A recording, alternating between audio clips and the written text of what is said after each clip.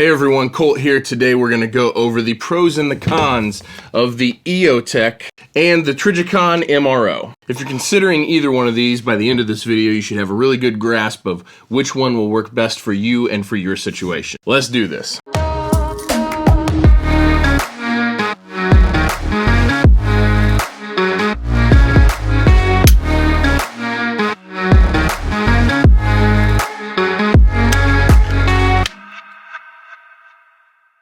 Okay, so both of these optics have strengths and weaknesses, and it's one of the reasons I have both. I believe they excel at different things. So first, let me say that I haven't had any issues with either optic after thousands and thousands of rounds. They have both held zero perfectly, and both of them are made in America. So first, let's talk about the glass. So they are both parallax-free, one-power red dot style optics. Now, I used parallax-free in air quotes because the MRO is not entirely parallax-free. When looking through it, there is just a little bit of distortion and the tiniest amount of magnification. Now, I haven't done any time drills on both of these to let me know that it is better or worse or faster or slower than the EOTech. I think I probably shoot both of them about equally. However, the glass on the EOTech is definitely more clear and it has no distortion or magnification whatsoever that I can see. But I will say that the EOTech is slightly more comfortable for me to shoot because of this when I'm shooting with both eyes open. Now, as far as field of view, the EOTech definitely wins this hands down,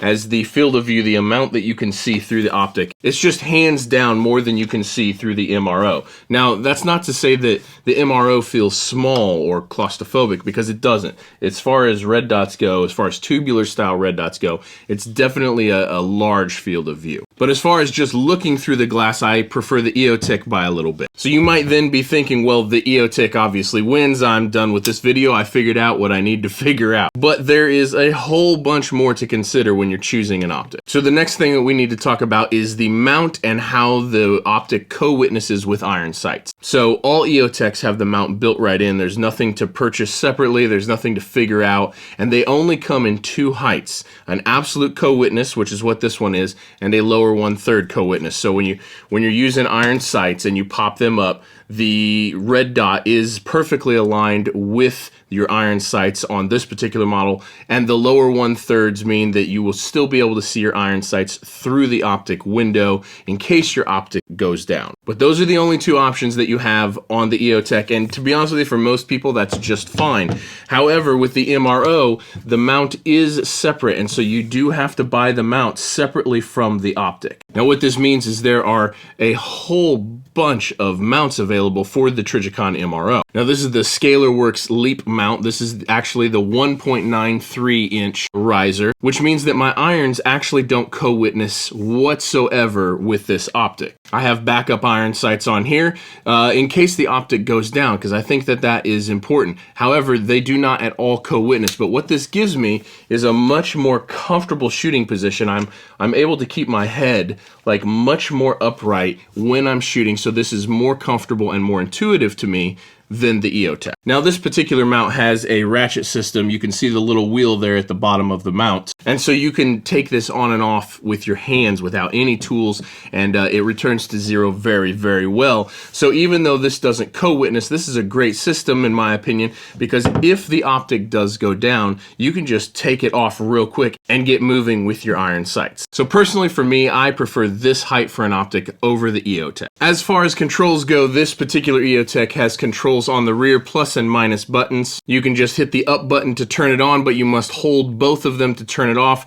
Kind of hard to get to, not a big fan. Some of the EOTechs, however, have the buttons on the side, and personally I think that that's a little bit better and easier to work design. The MRO has a dial right here on the top with which you just turn, and all the way one way is off, and then there's a couple night vision settings, and then a handful of brightness settings as you continue to rotate the dial. I prefer these kind of controls over either design of the EOTech because they're ambidextrous. You can grab them with either hand and get get the job done, and I think that that's just a little bit more intuitive and definitely easier to use. Both of these optics get plenty bright for the brightest of outside shooting. The MRO does have 2 night vision settings, and most of the EOTechs have night vision settings as well. So next up would be durability and being combat proven, and I don't think that there's really any debate that EOTech would win this hands down. It's not that the EOTech is actually more durable than the Trijicon MRO, but in terms of how much field time has it seen, how much battle time has it seen, how battle proven is it, I think EOTech wins that category. However, I think that they are both bomb-proof optics, and I think that both of them have great reliability and will do well for you. The Trijicon MRO is still a fantastically made option. It's made out of 7075 aluminum. The housing is covered in this kind of rubberized coating here, and it feels very, very heavy duty and well made. Okay, so next let's look at battery life. The EOTechs generally last about 600 hours on a medium setting. So if you're shooting a competition, or if this is your duty weapon, or if you have some particular mission that you're going on, I think the EOTech works just fine. However, 600 hours is only about 25 days if you leave it on all the time. And that's at a medium brightness setting. If this thing's cranked up, it's going to be much less than that. So the Trijicon MRO has a battery life of about 5 years when left on at a medium setting. So this means that this optic is meant to be left on all the time, round the clock, and I just change the battery in this like once a year, once every 18 months, and it's been perfectly fine. The Trijicon MRO uses a CR2032 battery, watch style battery, and pretty much all the EOTech models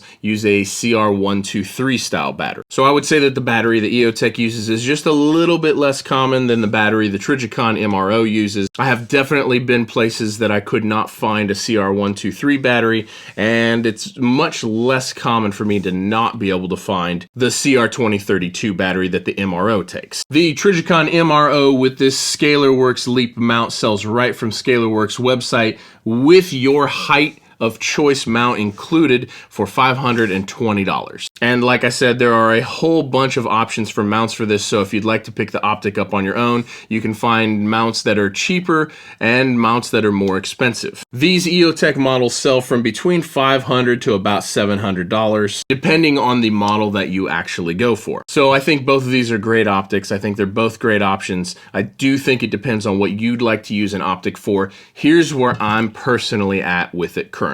For me, the EOTech wins for competition. For me, the EOTech wins on specific short missions or short duty use. Anything where you don't have the need to leave the optic on all the time and you're perfectly fine turning it on and off to conserve battery life. I do think the EOTech is a little bit better. I like the reticle a little bit better. I like the circle with the dot in it. I do like the glass a little bit better. I do actually prefer this height of an optic because it's more comfortable, it's more intuitive, more natural feeling for me to shoot. The single dot is fine for me, and they make a few different options with the circle and the dot. They make a green version. There's a handful of different versions for the Trijicon. But for me, the Trijicon MRO wins for home defense and self-defense for no other reason than the fact that I leave it on year around, all the time.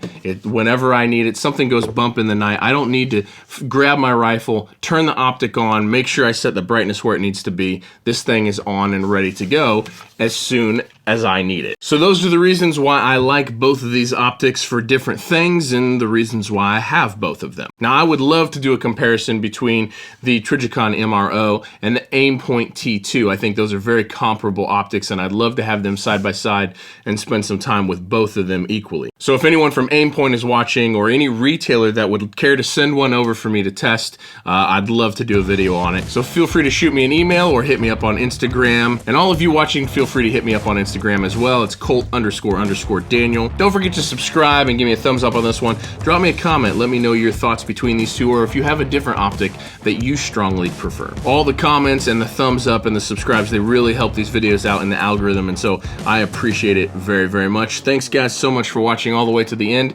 I'll see you in the next one. Peace.